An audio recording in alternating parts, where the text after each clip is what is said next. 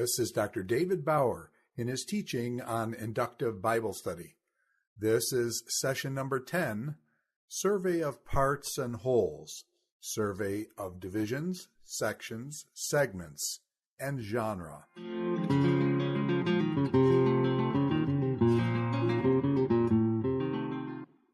You remember that we mentioned that there are actually three levels of observation. The first is the survey of the book, the observation of the book, the survey of the book as a whole. We've talked about that. I've actually presented two book surveys here, a survey of Jude, short book, pretty straightforward, and the survey of James, a little more complex. The second level, as you remember, of observation is a survey of parts as wholes, which involve the survey of divisions, a survey of sections, a survey of segments, more or less extended units within the book. And let me just clarify terminology here. When you do the survey of the book, the main units of the book would be considered divisions. And divisions are themselves broken down into or divided into sections. And sections are divided into segments. Now, if sections are sufficiently large or long, you may have an intervening category here, subsections. So, generally speaking, it goes from divisions to sections, possibly subsections, and to segments in terms of length.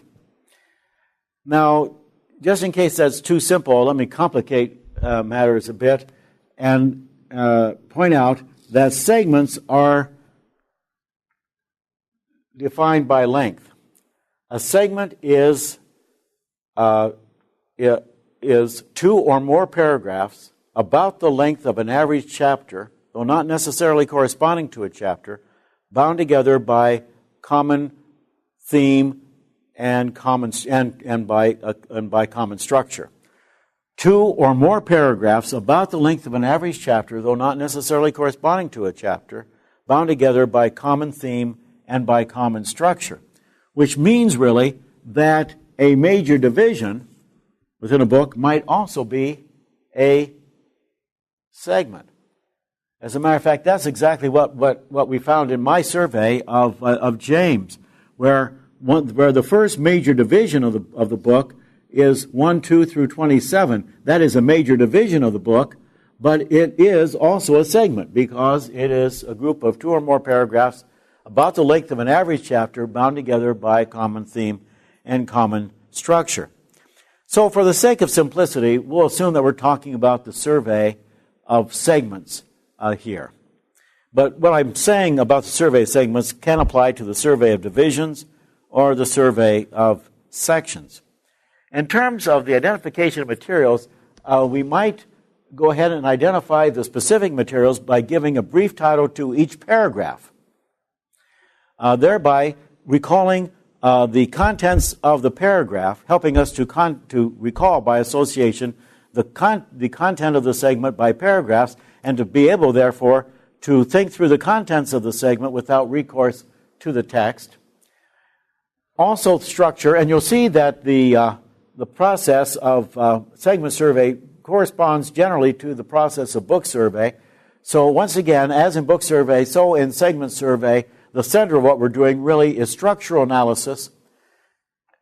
And structure involves here two main components, as it does in book survey: the identification of main units and subunits, the breakdown, and the identification of major structural relationships. And again, a major relationship within the segment is one that controls the bulk of the segment. That controls more than half the material within the segment as a whole. Otherwise, you're getting into minor relationships and are not addressing really the macro structure of the segment. And the same structure relationships that we talked about under book survey are relevant here as well. Again, we raise questions, definitive, rational, and implicational questions of each major structure relationship that we identified. Identify key verses or strategic areas that are representative of major relationships within the segment. Now, in contrast to book survey, though, we don't, of course, go ahead and do again anything like the critical data. We've already done that for the entire book. But we note here the literary form or forms employed. And we'll talk about that. We want to come back and talk about that a little bit more in just a moment, because that is very important even for interpretation. A lot of what we're going to say in just a moment with regard to literary forms or genre will pertain to interpretation. And then, again, other major impressions, anything else that you think should be mentioned that pertains to the segment as a whole but didn't fit under numbers 1 through 5, or in this case, letters A through E, might be mentioned here. I want now, though, to pause and say a bit with regard to literary form or forms.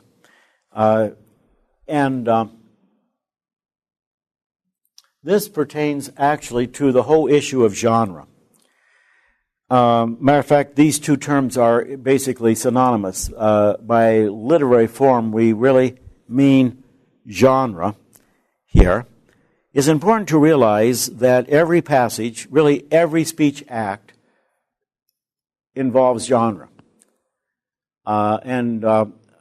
Every culture, in every culture, there are certain genres, that is to say, certain forms that are recognized.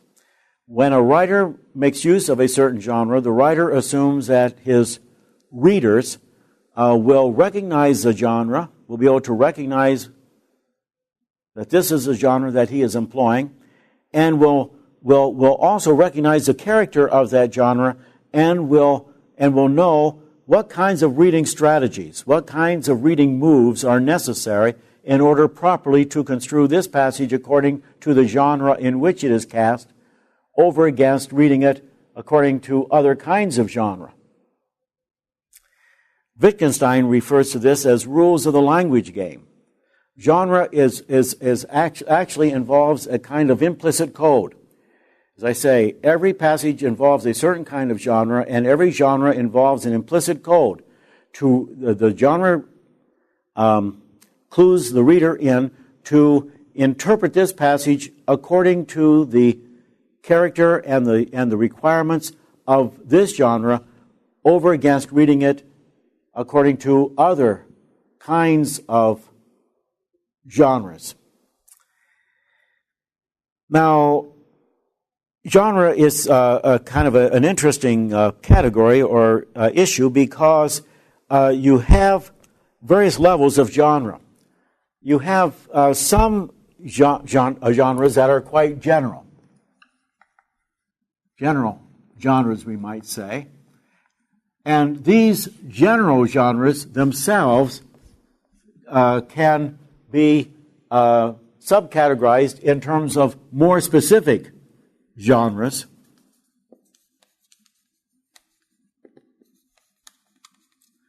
And these more specific genres themselves can be subcategorized in terms of most specific genres.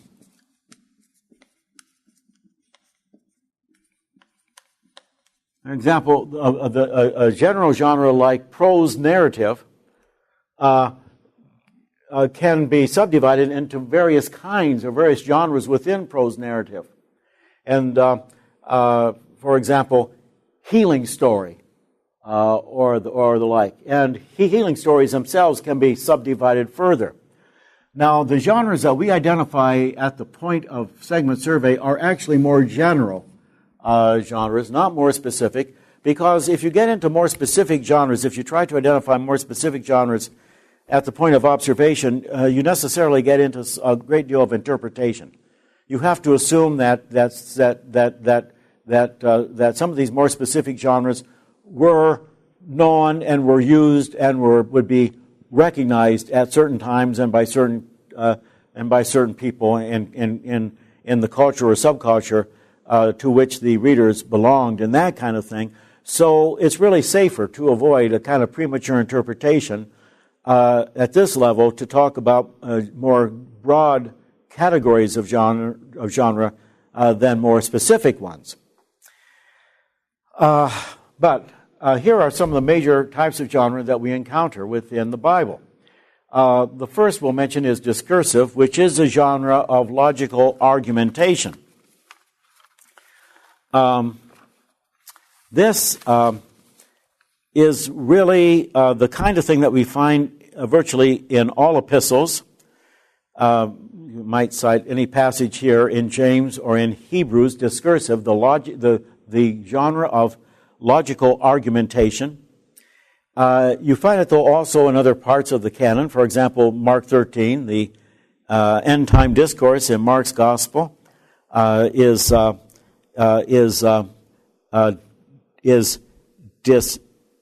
discursive.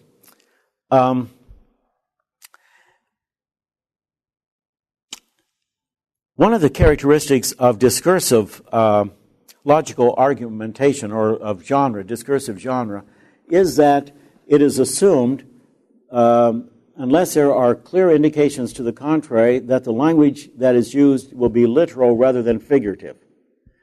Now, you can have figurative language in discursive literary form, but you would consider language to be figurative rather than literal in discursive form only if there are certain clues, certain indications within the text itself that in this particular discursive passage we are to think in terms of figurative language rather than literal language, or related to that, if it's impossible to make sense of the passage by reading it in a literal versus figurative way. It is also the case that in logical argumentation, we are not to assume necessarily chronological sequence.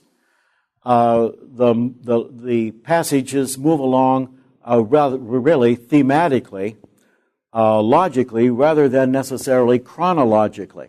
So we cannot assume that what is described, say, in verse 25 of discursive literary form is meant in terms of time actually to have taken place or to take place after what has been described in verse 22 or verse 23. Another type of genre is prose narrative. This is a genre of story or of history. You have this, for example, in Acts 5, 1 through 11, the story or the reportage of the event of Ananias and Sapphira there, but of course in many, many other places in the New Testament as well. In the case of prose narrative also, the default assumption is that the language employed will be literal rather than figurative, although you can have figurative language, of course, in prose narrative literary form, but only if there are pretty clear indications in the passage itself that in this prose narrative passage we are to understand the language more figuratively than literally. In prose narrative, over against what we said about discursive, the default assumption is that the passage does move along chronologically. That what is described in let's say in verse 40 of prose narrative passage is meant to be understood as coming after what was described in verse 38 and coming chronologically before what will be described in verse 45 and the like. But you can have exceptions to this. The exceptions are flashback or foreshadowing, where, and of course in the case of flashback, the author actually pauses from the storyline in the text and describes an event that in time actually took place earlier on. That is a flashback. It's sometimes referred to as analepsis, and when that happens, actually that is quite significant to observe, because when the writer interrupts story time in the text and engages in flashback, or its opposite, engages in foreshadowing, where the writer pauses and talks about an event that in time will take place in the future in relation to where we are in the story of the text. When you have that kind of temporal interruption, the writer is actually drawing the attention of the reader to this, generally speaking, and is urging us to consider why, in fact, this event that actually doesn't belong here in time is placed here in the logic of the text. What is it doing here? And how does it inform what is being described event-wise in this passage? Now, beyond that, we also have poetry. And poetry is, of course, found more in the Old Testament than in the New. If you want to see what it looks like when translators consider a passage to be in poetic literary form, just go look back in your Bibles to the Psalms. And you'll find that in the Psalms, for example, you have constant indentation. And that constant indentation is a way for English Bible translators to indicate that in their judgment, in this passage, we have poetic form. Now, you do have some poetry in the New Testament, especially when, of course, the New Testament is quoting Old Testament poetic passages, or when a New Testament writer is quoting from a hymn, a Christian hymn, or perhaps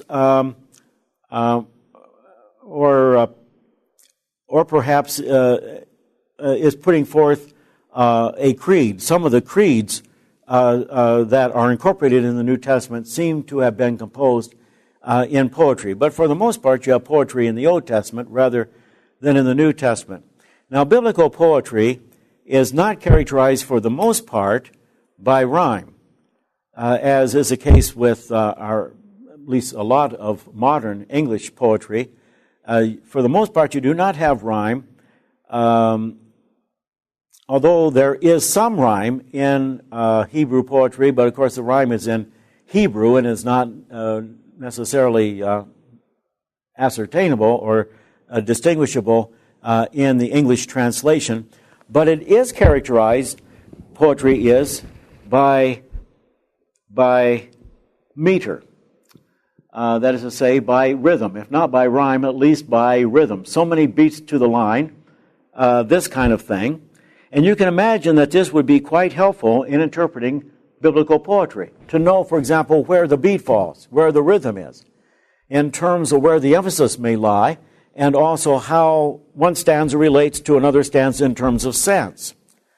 Unfortunately, although we know that Hebrew poetry has meter, we do not understand it. We do not really know what was involved in Hebrew poetic meter, nor do we understand it at all, and therefore the biblical scholarship is unable really to make much use of insights from meter in poetry. But one thing we do know that we have in poetry, and this was discovered especially and was emphasized by Robert Louth several centuries ago, is parallelism. And there are essentially three types of parallelism in poetry, and these are categories that were developed by Louth and have basically been adopted since that time. The first that we'll mention is synonymous parallelism, where the second line or the second stanza says essentially the same thing as the first, but only in different words. And then you can see how helpful this would be for interpretation. In terms of making more precise, more robust our understanding of the passage, but you have essentially the same idea presented in two different ways. So that the two lines, the synonymous lines or stanzas, actually mutually interpret each other. Another type of parallelism is antithetical. We have this when the second stanza or the second line stands in contrast to the first, and again, these are mutually interpretive, extremely helpful. The third type, and we could give examples of this, but I won't take time to do it at this point, is synthetic parallelism. And basically, synthetic parallelism involves all parallelism that is not synonymous and is not antithetic. There are various other kinds of parallelism that do not fit under synonymous and antithetic, have various other functions, and so synthetic is really a kind of catch-all category for all the others. Now, parable is another type of form.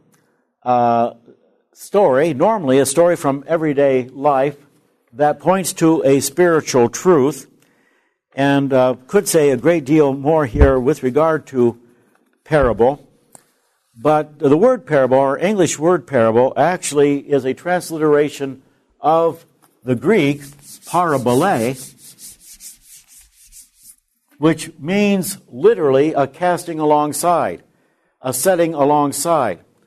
So what you have is two elements within a parable: the story of the parable itself and the spiritual truth to which the parable points.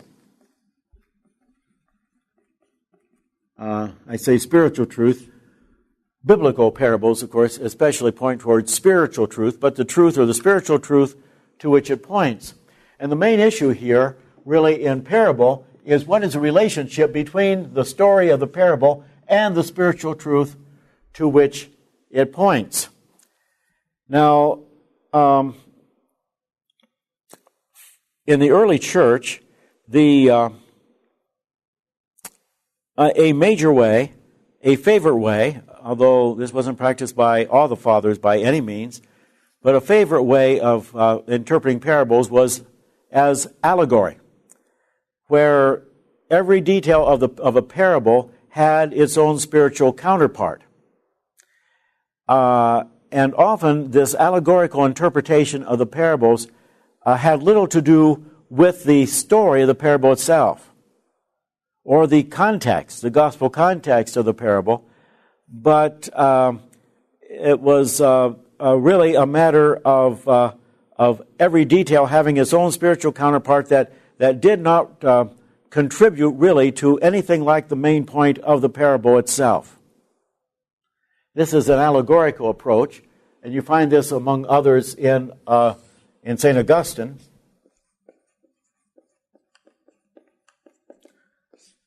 And this was essentially, for the most part, the way parables were read and interpreted until the Reformation, and the Reformers took exception to a lot of the fanciful allegorical interpretation of parables in favor of the plain sense of parables.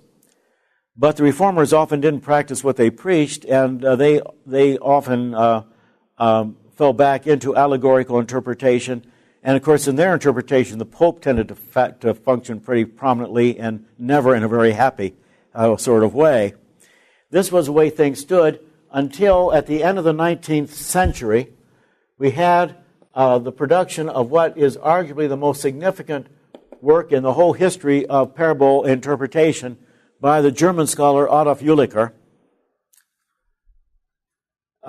His two-volume work, the first volume of his two-volume work on the parables came out in 1899, the second in 1910.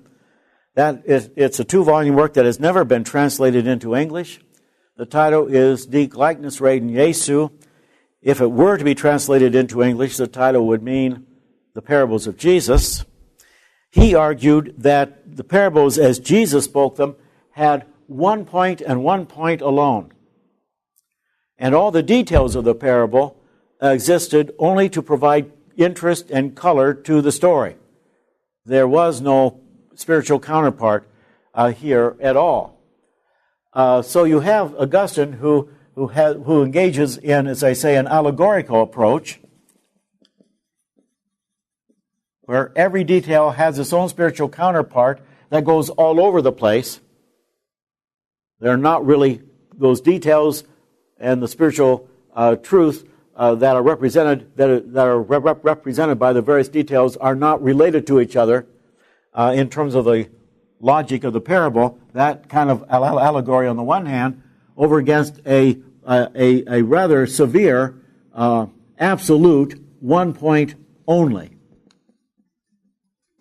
Now you'll recognize, of course, immediately that when you have Jesus' explanation of the parables in the Gospels, for example, the 13th chapter of Mathew, and for example, the parable of the soils, you'll find that Jesus does, in fact, identify spiritual counterparts to details. The seed, in the parable of the soils, the seed represents this. This kind of soil represents this kind of person. This other kind of soil represents this other kind of person. The third type of soil represents this other kind of person. So you have a movement toward a kind of allegory.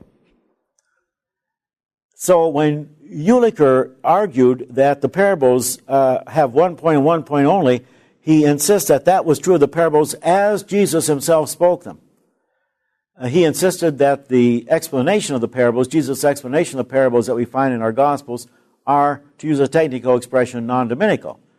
That they were not actually spoken by our Lord, but were put into his mouth by perhaps the evangelists. And so the whole allegorical tendency that comes to full expression in, say, Augustine, begins already with the evangelists. But anyway, this was a view of the parables that held sway for the most part until the middle of the 1980s or so. But at that point, you had a number of scholars coming forward. I'm thinking here, for one thing, of John Sider in a very significant article that appeared in the Journal of Biblical Literature, Rethinking the Parables, the Logic of the Jeremias Tradition. Jeremias was a great New Testament scholar who followed Jülicher in terms of his understanding of the parables. Sider says that even if one grants that Jesus' explanation of the parables that we find in the Gospels are non-authentic, that they're non-dominical, they were put into the mouths of Jesus by the evangelists. Even one grants that, and Sider said he wasn't sure that one should grant it. Even if one does, he said, really, if you're going to interpret these parables in terms of their role in the Gospels, in terms of the final form of the text, you have to take seriously Jesus' explanation of these parables.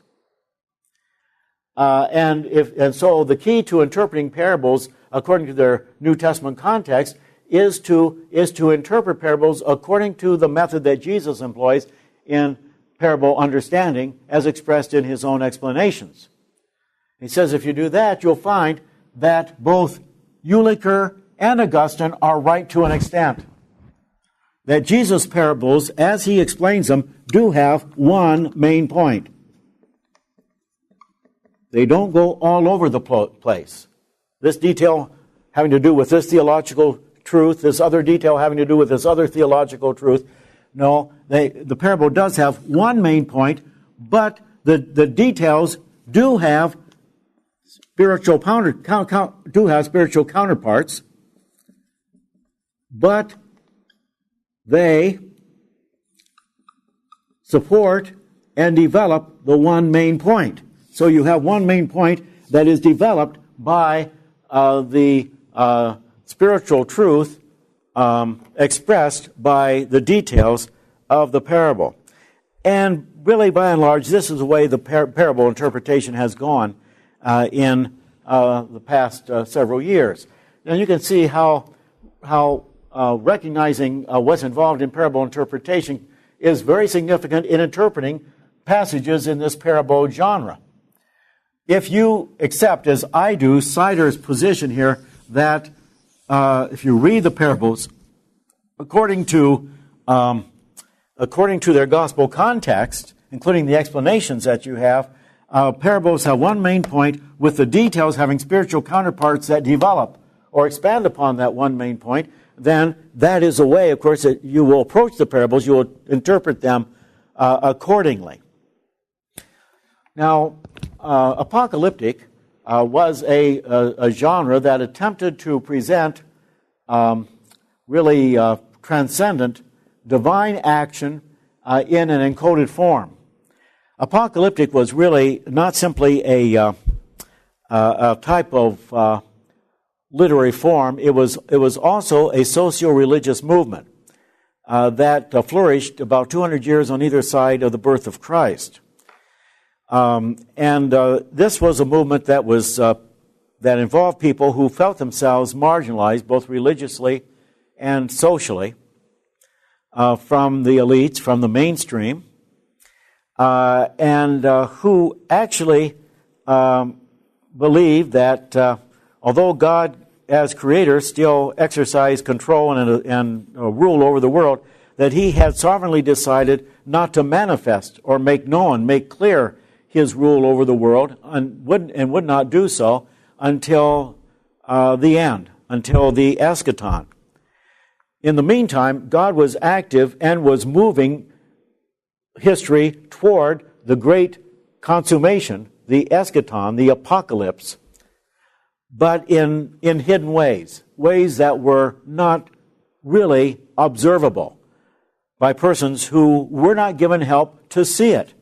And so the apocalyptic movement attempted to discern God's work in subtle and hidden ways in the world, and also, of course, to declare what God had in mind at the end. And this was expressed in highly symbolic language. Of course, the most obvious example of apocalyptic literary form in the New Testament is Revelation 4 through 22. In symbolic sort of language, highly visual sort of language. And really it involved being able to see the invisible. And that's why you have such an emphasis upon pictorial or visual sort of figurative language here. Really you have a kind of consistent use of figurative language. So, in other words, the same figures tend to appear in one apocalyptic work after another, and they tend to have the same significance. They tend to point to the same reality, so that once you're initiated into apocalyptic thought, you can pretty much go from one apocalyptic work to another. The default assumption in apocalyptic is that the language will be figurative rather than literal. You can, again, have literal language in certain apocalyptic passages, but the default assumption is that minus the clear indications of figurative language, of literal language, that the language should be understood as figurative rather than literal, as it were. And also there is the assumption that a passage moves along not necessarily chronologically, but rather topically. And so you cannot assume that, say, what is described in chapter 12 of an apocalyptic work is meant to be understood as coming chronologically after what had been described in chapter 11. In fact, there are a lot of people who tend to read apocalyptic as involving chronological sequence. At least in the Western world, there is a tendency to read all literary forms essentially as prose narrative, and to assume chronological sequence, even in cases like this, which of course involves a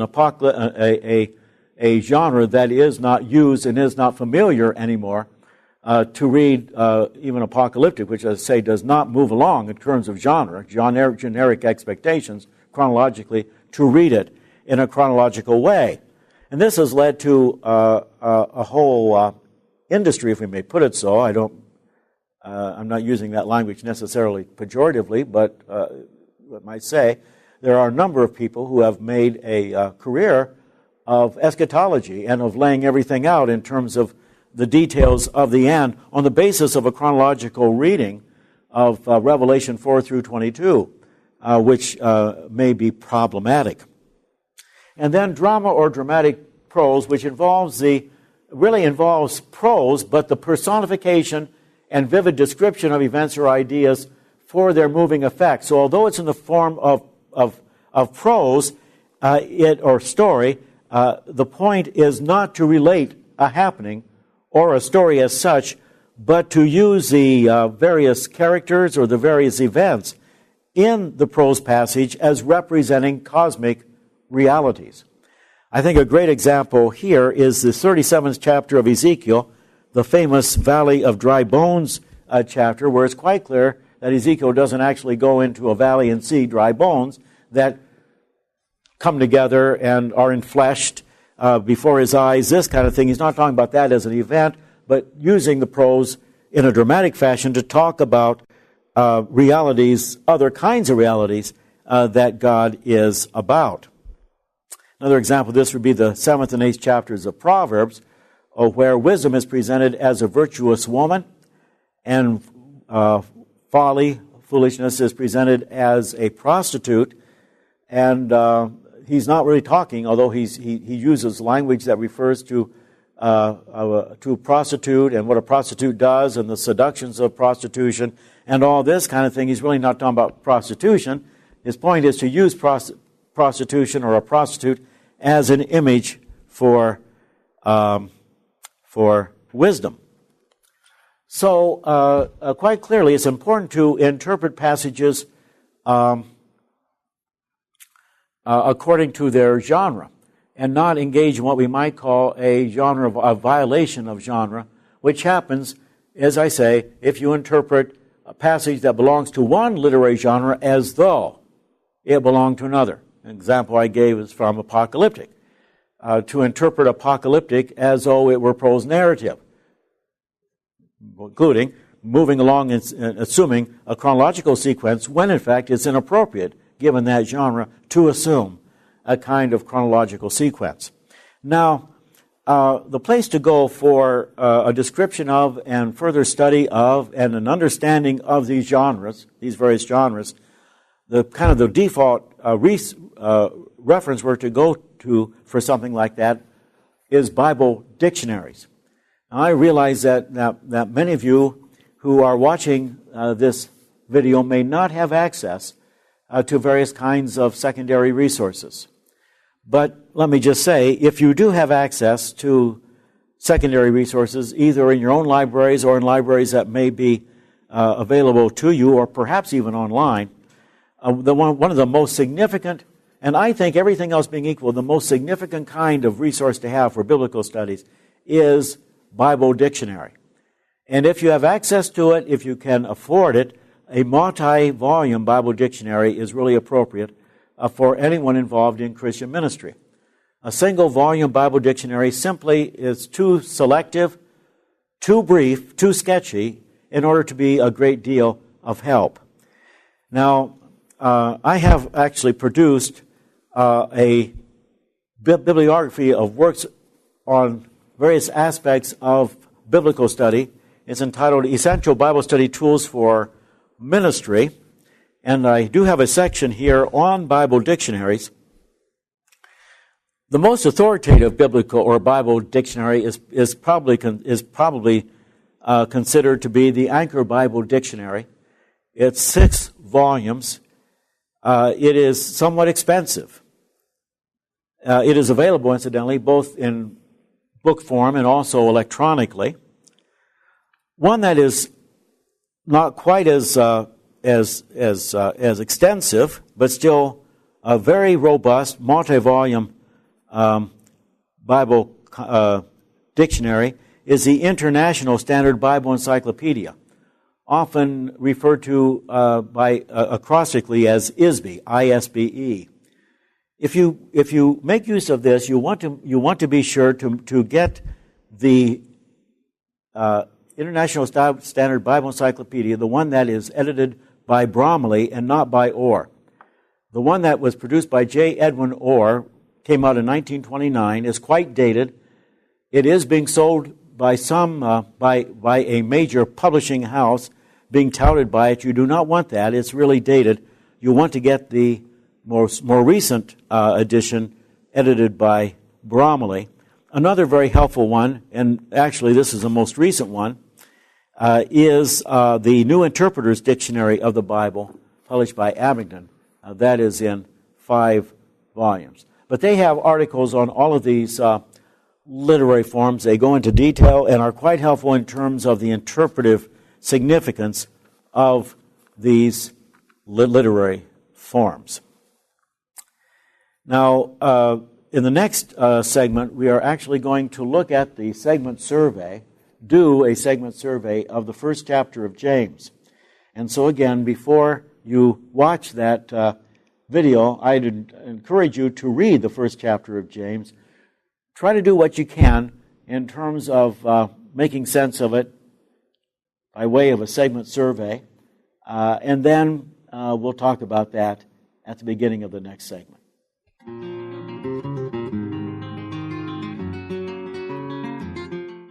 This is Dr. David Bauer in his teaching on Inductive Bible Study. This is session number 10, Survey of Parts and Wholes, Survey of Divisions, Sections, Segments, and Genre.